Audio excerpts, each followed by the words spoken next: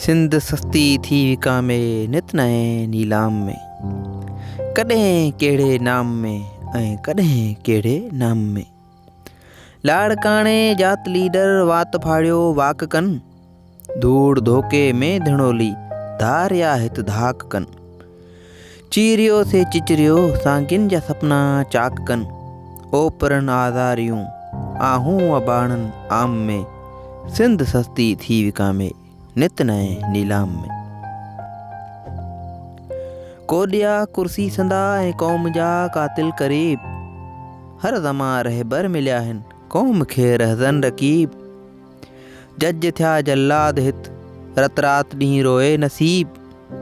कंहिं विधी कुर्सी में जे कारण कौम में क़त्ल-ए-आम में।